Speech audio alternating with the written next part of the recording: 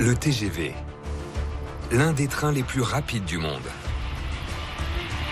80 millions de voyageurs l'empruntent chaque année. Plus de 400 sillonnent l'Hexagone. Le TGV, ça fait partie de nos fleurons technologiques. C'est quand même l'excellence dans le domaine ferroviaire. La durée de vie d'un TGV est impressionnante. Jusqu'à 40 ans. Comment expliquer cette performance? Quelles opérations permettent d'assurer la sécurité des passagers? C'est bon pour moi! Le secret de cette longévité, une maintenance rigoureuse. Après 20 ans sur les rails et plus de 15 millions de kilomètres parcourus, le train vit un grand check-up. Il est entièrement désossé. C'est un TGV qui va être complètement démonté, donc il va vraiment rester que la carcasse métallique du TGV et toutes les pièces vont être expertisées, révisées pour ensuite être remontées complètement. C'est refaire du neuf avec du vieux. Pour la première fois, nous allons suivre ces chantiers XXL dans une usine entièrement dédiée à cette maintenance lourde. Le Technicentre industriel d'Helem, dans la banlieue de Lille.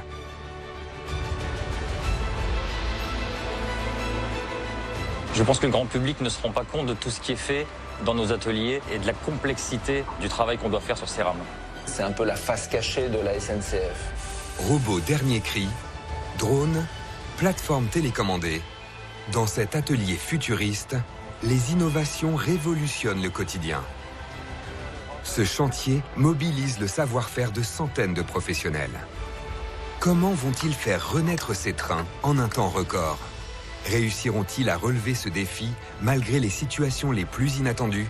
Ça fait 15 ans qu'on est là, c'est la première fois qu'on voit ça. Cette aventure humaine et technologique est une course contre la montre. Les agents ont 4 mois pour redonner vie à un TGV.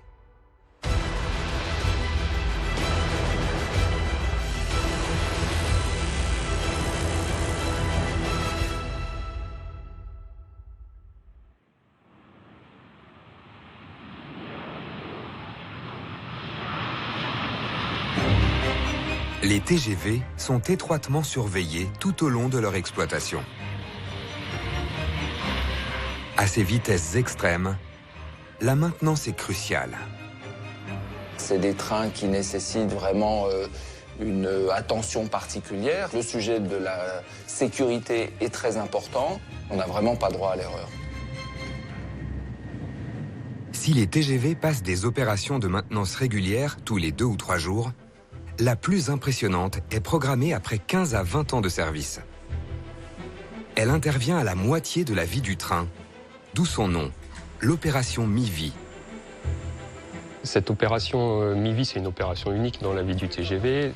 Ça va consister à retirer la totalité des pièces, à intervenir et donc réparer la structure du train qui pourrait être abîmée. Il faut au minimum 4 mois pour redonner vie à un TGV. Les étapes sont nombreuses. Entre démontage, expertise, traitement des pièces et de la structure, ce puzzle doit ensuite être remonté pour finalement passer des tests avant de reprendre du service. Ces travaux se font à la suite ou en parallèle sur chaque partie du train. Coût du chantier, près de 10 millions d'euros. On préfère faire des opérations mi-vie qui coûtent 3 à 4 fois moins cher que le prix d'un TGV neuf. En France, sur 10 technicentres industriels, seuls 2 s'occupent de ces opérations mi-vie sur TGV. Le premier à Bischheim en Alsace et le deuxième à Helem dans la banlieue de Lille. C'est là que nous allons suivre chaque étape de la renaissance de ces TGV.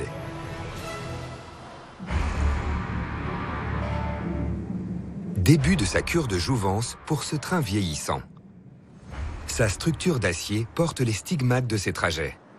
Choc, corrosion ou rouille, un travail titanesque attend les équipes pour remettre en état ce colosse. Un TGV mesure 200 mètres de long et pèse jusqu'à 386 tonnes. Il se compose de 8 voitures, encadrées par 2 motrices. Cet ensemble forme ce que l'on appelle une rame.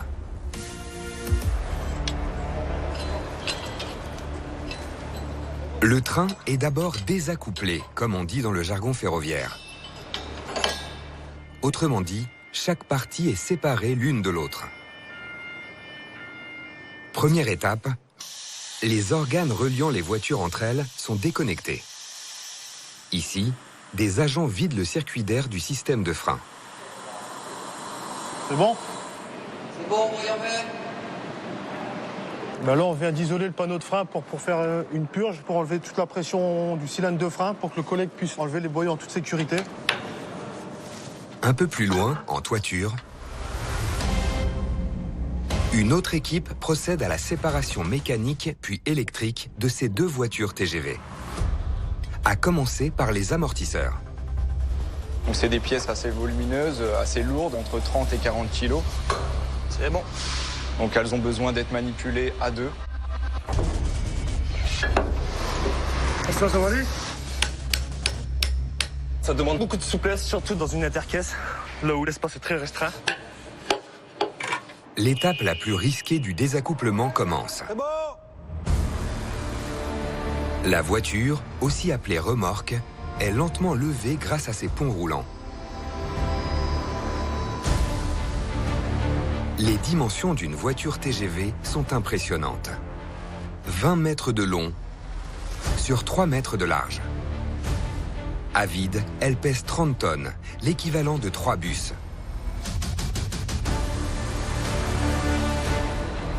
Du bout des doigts, le chef de manœuvre déplace cette charge à plusieurs mètres du sol. Il est bien évident qu'il ne voit pas tout et d'autres personnes donc prennent le relais pour l'avertir des différents problèmes qui peuvent se produire. Un mauvais mouvement, le moindre écart et les conséquences pourraient être dramatiques. On imagine la chute d'une remorque ou l'écrasement d'une main. Donc on est particulièrement vigilant à chaque instant sur les faits et gestes de chacun et également sur la manœuvre qu'on est en train de réaliser. Cette voiture doit être posée sur 4 points d'appui de seulement quelques centimètres. Hop. C'est important que ça soit vraiment dans l'axe, hein, c'est au millimètre. Parce que sinon, on imagine bien qu'une remorque qui n'est pas dans l'axe, ça peut être un problème. Hop, là je suis bien. Cette opération délicate sera répétée pour chaque partie du train, avec la même vigilance. C'est bon, on peut y aller. Quelques minutes plus tard, une nouvelle équipe entre en action. Sa mission, déplacer la remorque dans l'atelier. La manœuvre se fait à l'aide de ces robots télécommandés, les movers. Alors les movers, c'est la révolution de ce nouvel atelier. Il faut imaginer 2 plateaux télécommandés qui vont venir de chaque côté de la remorque, qui vont la soulever légèrement du sol et permettre de la déplacer dans tous les sens sur une dalle béton.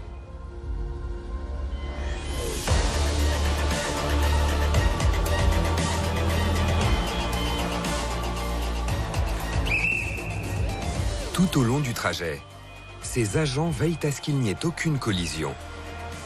Cela se joue parfois à peu. Là, on est extrêmement vigilant. Je dois faire attention aux agents qui peuvent traverser à n'importe quel moment.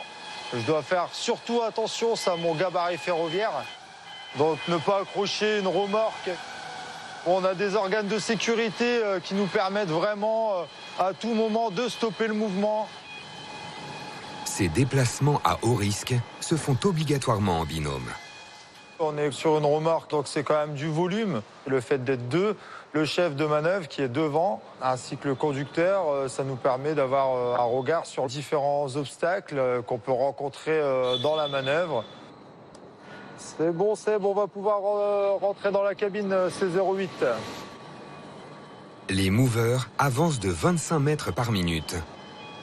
Ils peuvent supporter jusqu'à 60 tonnes. Ce technicentre n'a pas toujours ressemblé à cet atelier ultramoderne. Le site a fait sa révolution en 2020.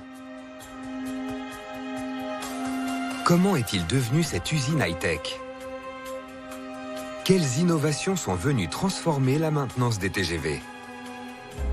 Pour moderniser son outil industriel, la SNCF s'est lancée dans un chantier titanesque. il a fallu raser 7 bâtiments vétustes pour les remplacer par un atelier unique. Après 2 ans de travaux, 27 000 mètres cubes de béton coulés, 2100 tonnes de charpente installées, cet espace de 28 000 mètres carrés est sorti de terre. Baptisé l'Atelier 57, il est entièrement pensé pour la maintenance lourde.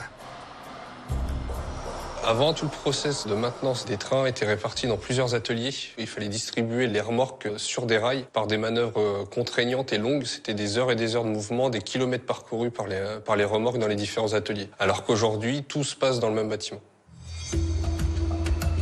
Ce nouvel atelier se divise en 2. À gauche, ces cabines gigantesques. Elles servent au traitement de la structure du TGV. Et à droite, cet espace aussi grand que 3 terrains de football. Les agents peuvent désormais travailler simultanément sur les 3 niveaux des TGV. Sous la caisse, à l'intérieur et sur la toiture.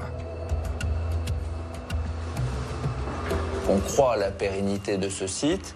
On veut lui donner les armes vraiment pour être compétitif dans une concurrence qui sera quand même de plus en plus féroce. L'un des enjeux pour ce type d'établissement, c'est aussi de pouvoir se diversifier.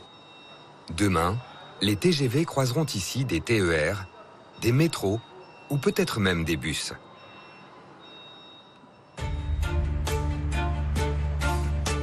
Une fois les remorques et les motrices déplacées dans l'usine, le premier mois du chantier se poursuit avec l'expertise.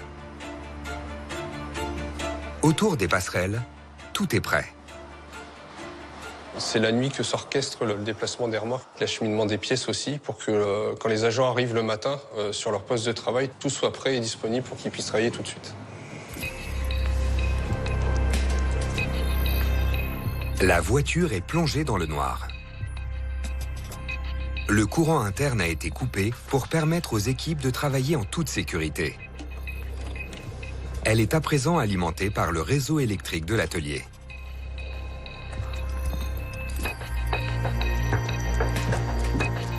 Ce matin, Anthony procède à une inspection minutieuse à la recherche de la moindre anomalie. C'est vraiment la toute première étape. On vérifie s'il n'y a pas d'impact sur les vitres, s'il n'y a pas des pièces détériorées. C'est une étape vraiment primordiale. On va vraiment détecter en amont pour éviter d'avoir une rupture de stock, par exemple sur des pièces stratégiques. Avec plusieurs millions de kilomètres au compteur et une vitesse dépassant les 300 km/h, les impacts sont fréquents sur la structure du TGV.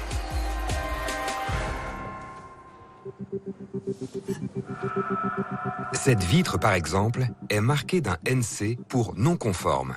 Elle sera automatiquement changée.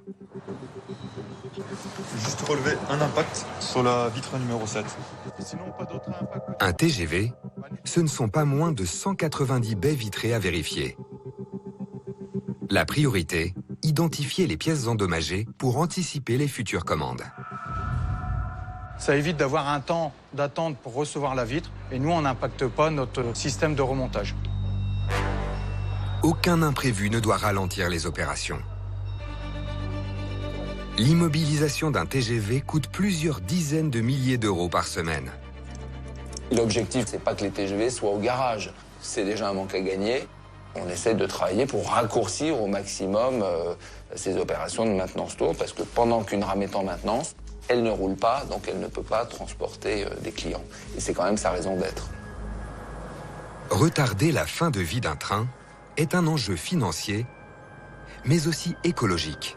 Lorsqu'on rénove un TGV, on réutilise au maximum la caisse, l'acier, les composants. On ne se sépare que des pièces d'usure. On est vraiment dans une démarche de développement durable.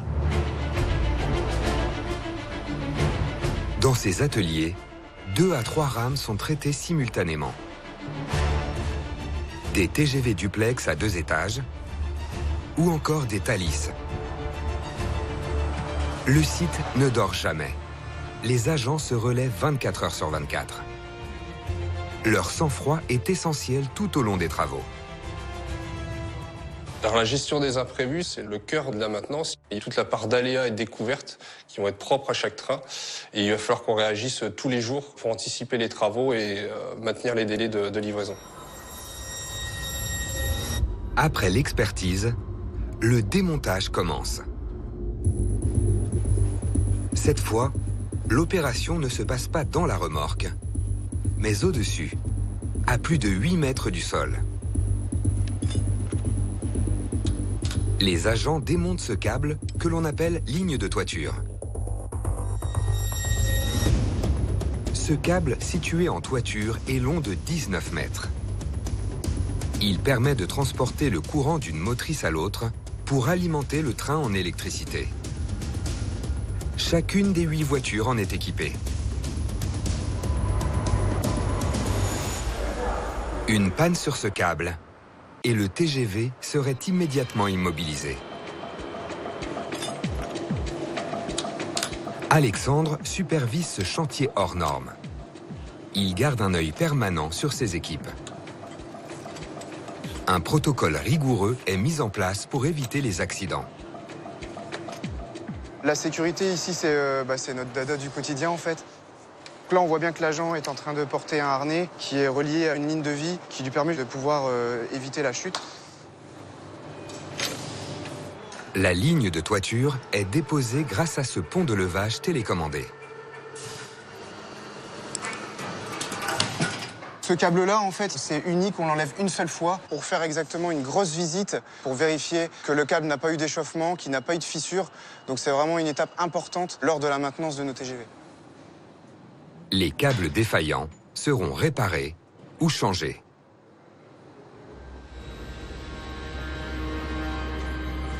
Le lendemain, les agents poursuivent leur long travail de démontage.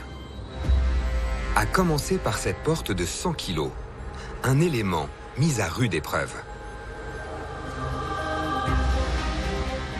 En circulation, le TGV peut atteindre les 320 km/h avec ses passagers.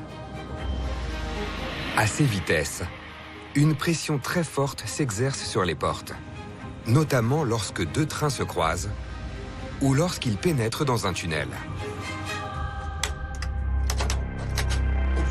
Il est indispensable de les démonter pour les faire expertiser. Il faut d'abord sécuriser la porte pour qu'elle ne tombe pas, puis la désolidariser de la remorque avant de la déposer. À l'intérieur, le grand déménagement commence. Un à un, ces sièges sont évacués. Ils seront remplacés par de nouveaux modèles. L'opération Mi-Vie est aussi l'occasion de moderniser les TGV.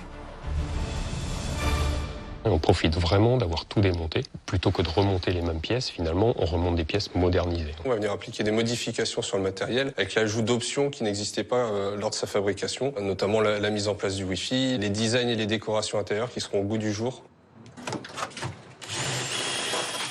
Il faut en moyenne 6 jours à une équipe de 10 personnes pour vider entièrement une voiture TGV. Tous s'affairent pour ne pas perdre une minute. Chaque marche est grattée. L'espace sanitaire est démonté en 2 temps. Le bloc principal, puis ses cuves accessibles depuis le côté de la remorque. En ce premier mois de démontage, des milliers de pièces s'accumulent sur les passerelles. Pour les équipes, il est capital de les répertorier. Chaque pièce est identifiée, comme par exemple des tabourets. On a une fiche, on sait qu'il y en a 7, que nous, on identifie bien. Date de mise en circulation, réparation passée ou kilométrage, ce numéro de série donne l'historique de maintenance des 30 000 pièces d'un TGV. Une à une, elles seront remises à neuf ou changées.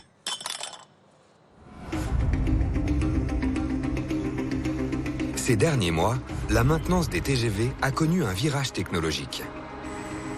L'atelier compte par exemple une cabine de ponçage par robot. D'autres approvisionnent les agents en matériel de façon autonome. Et ce n'est pas tout. Une autre innovation facilite le quotidien. le drone. Il permet de contrôler les toitures n'importe où dans l'atelier et de traquer le moindre défaut à distance. Corrosion, structure endommagée, les images sont contrôlées en temps réel. Grâce à cette technologie, les agents n'ont plus à s'harnacher pour escalader les remorques. Le drone a divisé par 3 le temps de contrôle des toitures.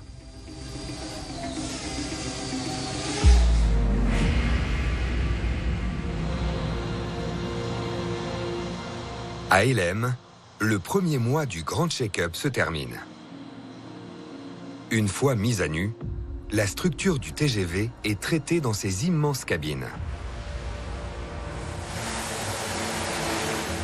Après un premier lavage à l'arrivée, chaque partie du train est expertisée. L'agent dresse un état de santé. Le TGV va affronter tous les aléas climatiques sur ses parcours sur le territoire. Il va aussi voyager à une très grande vitesse. C'est pour ça qu'il faut faire cette expertise pour piéger tous les défauts de corrosion ou de déformation qui auraient pu survenir sur la structure pour y apporter les corrections nécessaires. Cette voiture-bar est fantomatique. Il ne reste qu'un squelette de métal. À l'arrière, des impacts sont visibles au niveau de la traverse. Lors des trajets à grande vitesse, les ballastes, ces pierres concassées sur lesquelles reposent les voies ferrées, peuvent endommager la structure d'aluminium jusqu'à creuser la matière. L'endroit est marqué. Bientôt, des agents combleront les trous pour lui redonner son aspect d'origine.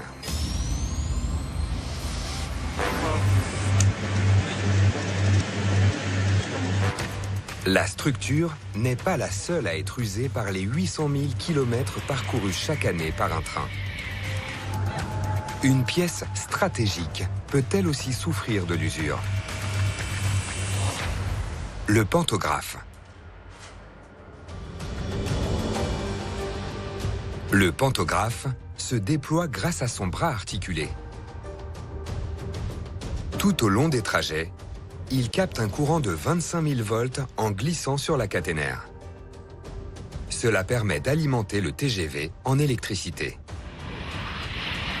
En circulation, cette pièce de 118 kg se maintient grâce à la pression d'air comprimé. Aujourd'hui, Freddy traque la moindre fuite. Le risque, c'est que si jamais il y a une fuite d'air, le pantographe retombe quand le train roule, ou bien qu'il ne se lève pas. Donc là, le train ne roule pas du tout. L'agent s'assure ensuite que la pression d'air soit bien équilibrée. Là, on vient vérifier l'équilibre du pantographe, qui reste bien en équilibre entre un minimum et un maximum donné, donc grâce à la règle. Le but, c'est justement qu'il y ait suffisamment d'air pour pouvoir lever le panto, mais il ne faut pas qu'il y ait trop d'air non plus, sinon ça force trop sur la caténaire.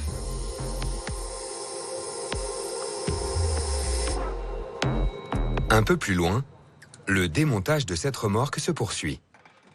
À lui seul, un TGV est traversé par 200 km de câbles électriques.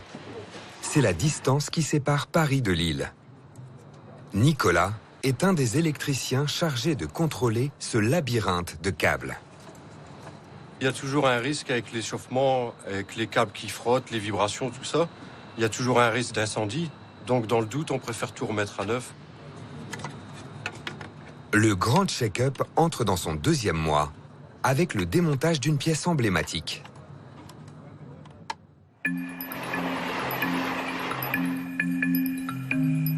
Le nez est la clé de voûte de l'aérodynamisme sur un TGV.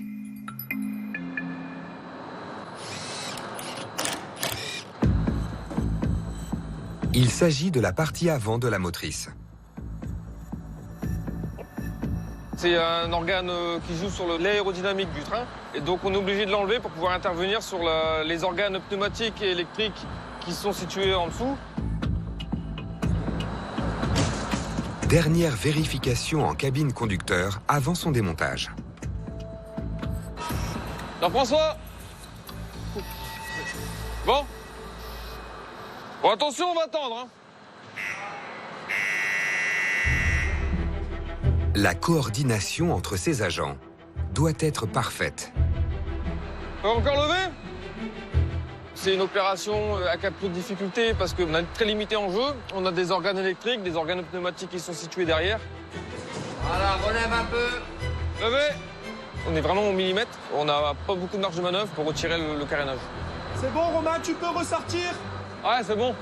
Bon, c'est la sablière. C'est bon pour moi? Merde, ça passe. Tu peux monter un peu. Cette pièce coûte près de 20 000 €. Elle ne doit surtout pas toucher d'autres parties de la motrice. Prêt pour lever? On lève. Le nez est soulevé très lentement avant d'être déposé avec autant de précaution.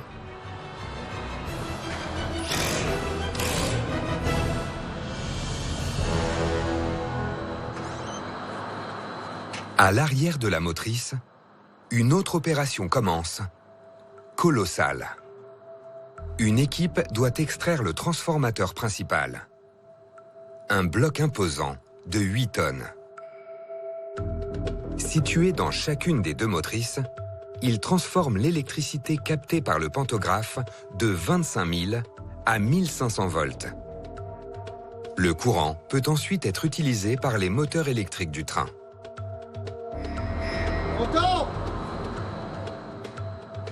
Il est là pour absorber la tension qui vient de la caténaire et la transformer en une tension plus faible pour alimenter l'ensemble des équipements de la haute tension sur le TGV. Attention à la sortie du téton! Le transformateur est extrait avec soin.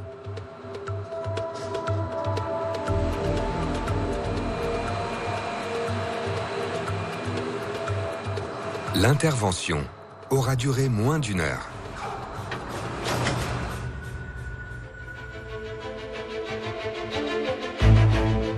Le transformateur quitte ce bâtiment pour en rejoindre un autre, entièrement dédié à son entretien.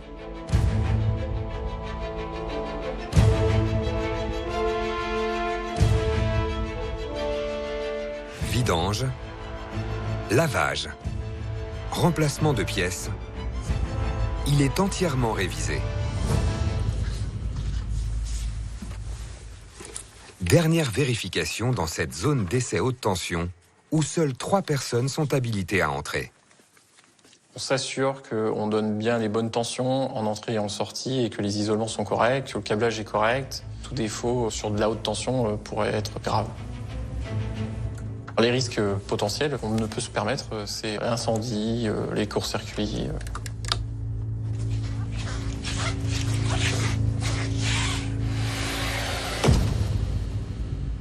La zone évacuée, le transformateur reçoit jusqu'à 48 000 volts avant d'être déclaré conforme.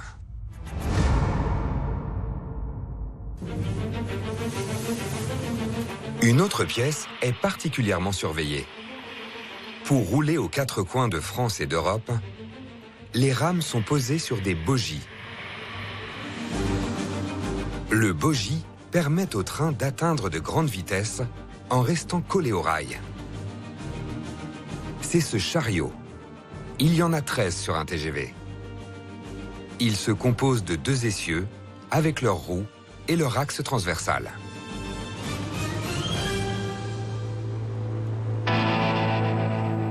Une fois démontés, les essieux passent entre les mains expertes de ces agents.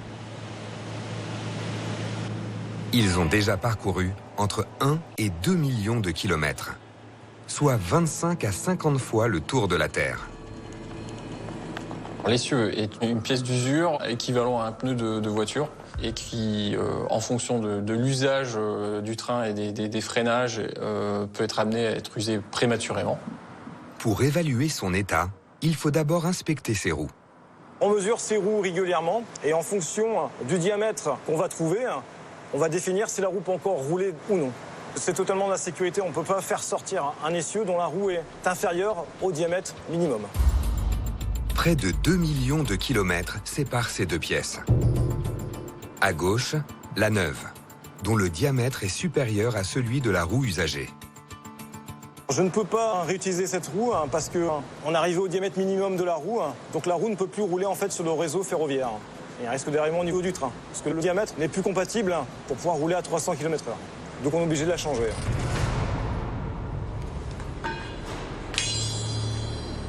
Les risques peuvent aussi être invisibles. Ici, Vincent réalise un contrôle par ultrasons. Une sorte d'échographie, mais de l'acier. On recherche des défauts internes dans le bandage de la roue, dans cette partie-là, qui pourrait évoluer en fissure de fatigue et, à terme, détruire la roue. Vincent traque la moindre anomalie, parfois de moins d'1 millimètre. Donc là, je fais un balayage de la roue complète. Et là, par exemple, là, je trouve un défaut. Donc je me positionne dessus. J'ai des critères préalablement définis par l'ingénierie du matériel pour laisser passer ou ne pas laisser passer le défaut.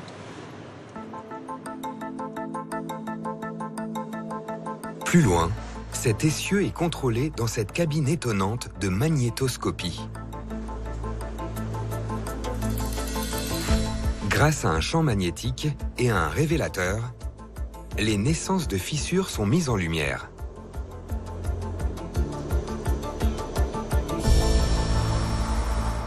La roue passe ici en reprofilage, comme disent les agents.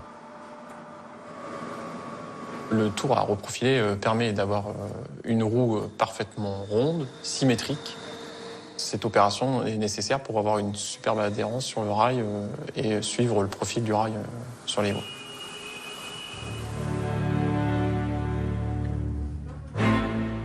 Tous ces travaux sont pensés bien avant l'arrivée des TGV en technicentre industriel par des hommes et des femmes de l'ingénierie du matériel.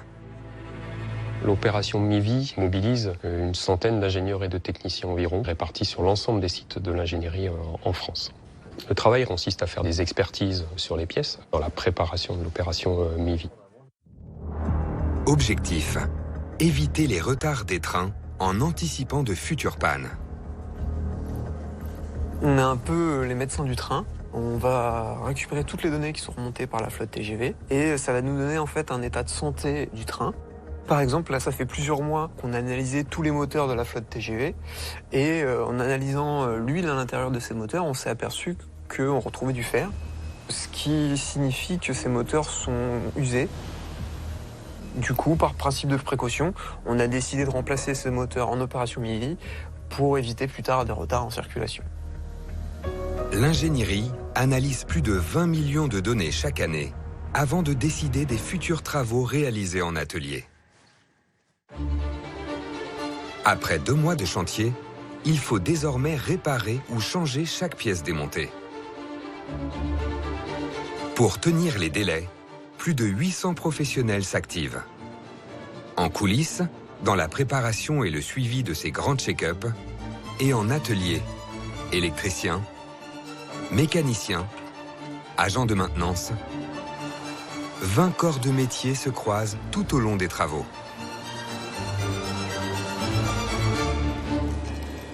On est vraiment sur de la maintenance, sur un travail d'expertise, sur un travail où rien ne remplace l'œil humain, le savoir-faire, le geste métier. Et les savoir-faire des LEM, c'est des métiers bien spécifiques, techniques, rares. Donc c'est des compétences qui sont maintenues, développées et transmises de génération en génération. Exemple de ces savoir-faire avec ce chaudronnier soudeur. Cet équipement imposant le protège des fumées toxiques de soudage et des rayonnements ultraviolets.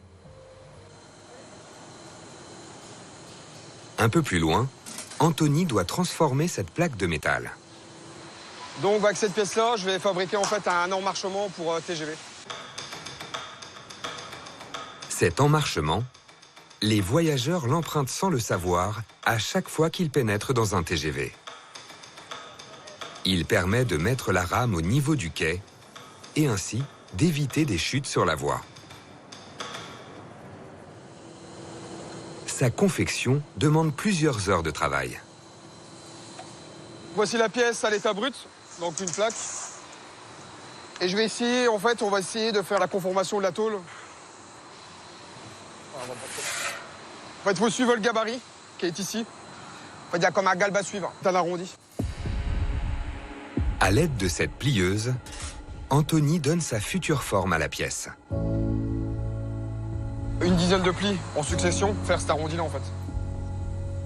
Après ceci, on change les outillages et on met un outil pour le dernier pli final, en fait, le pli à 90 degrés.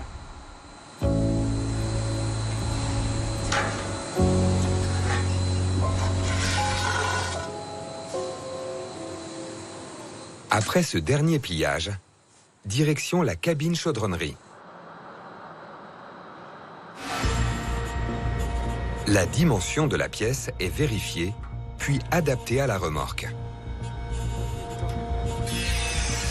Une fois raccourcie, elle est soudée à la structure.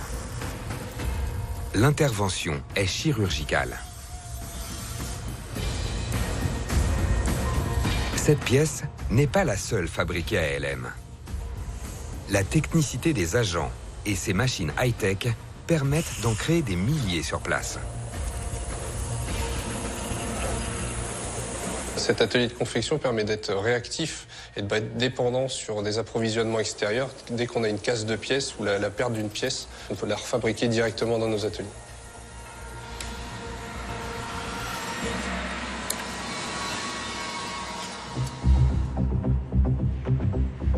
Outre les pièces fabriquées sur place, d'autres sont commandées.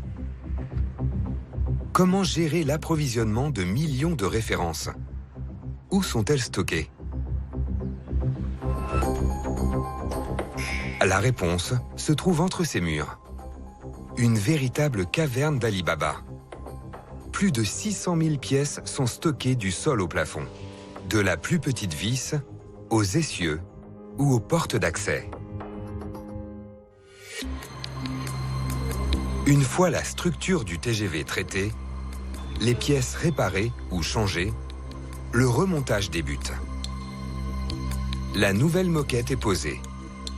Dans un TGV duplex, il y a 1600 mètres carrés à coller méticuleusement. Un autre défi attend ses agents. Installer une cinquantaine de sièges en quelques heures. Le coup de main est rodé. Très vite, l'intérieur est métamorphosé.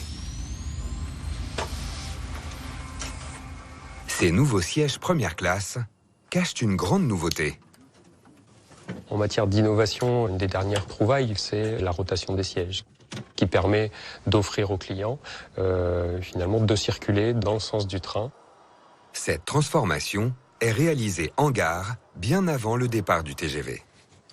Dès que les voyageurs ils arrivent, les sièges sont déjà tournés, ils sont déjà dans le sens de la marche.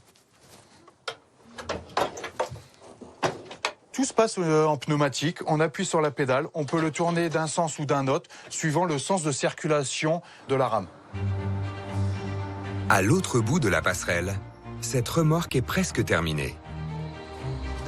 Impossible d'imaginer la prouesse accomplie. Grâce à la réorganisation de la voiture-bar, l'espace a été révolutionné avec l'ajout de 20 places supplémentaires.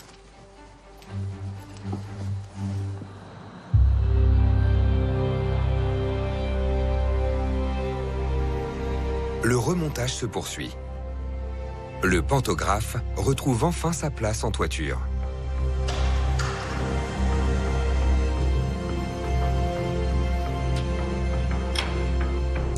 Donc là, j'ai serré le pantographe à l'aide des 3 vis, ce qui permet une stabilité du pantographe. Là, en fait, on marque chaque vis qu'on a serré. On voit visuellement que ça a été serré et on ne retouche plus à cette pièce. Cette étape peut paraître anodine. Pourtant, elle est capitale pour la sécurité. Ces opérations de serrage et de marquage sont réalisées sur l'ensemble des pièces mécaniques, comme ici, au niveau des bogies. Pourquoi sont-elles si importantes? Que se passerait-il si l'un de ces boulons se perdait à plus de 300 km/h? C'est le risque qu'un morceau du train vienne à s'en détacher pour aller impacter peut-être des clients, peut-être des installations, peut-être un autre train.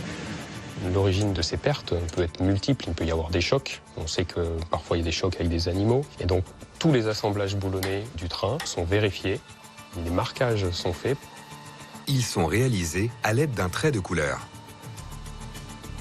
Si un assemblage était amené à se desserrer, vous verriez un décalage entre le trait sur la pièce, sur le boulon et la pièce fixée, ce qui permet de détecter les prémices d'un desserrage. Sur un seul bogie, il y a plus d'une soixantaine de marquages à réaliser. Le remontage terminé, comment s'assurer que tout fonctionne? Quels contrôles sont réalisés? Aujourd'hui, Jimmy pénètre dans cet espace dédié aux essais électriques où les risques d'électrocution sont réels. C'est très sécurisé. Il faut être habilité électriquement pour rentrer dans cette zone. C'est un endroit très dangereux. Avant de quitter l'atelier, le câblage électrique est testé pour éviter de futures pannes. La voiture est remise sous tension.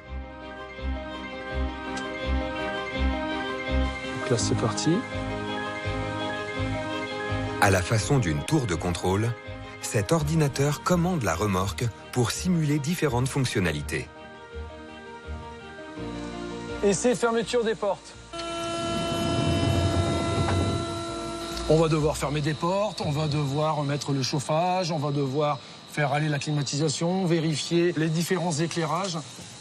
Des dizaines de points de contrôle sont testés, Tu valides l'éclairage? puis validés.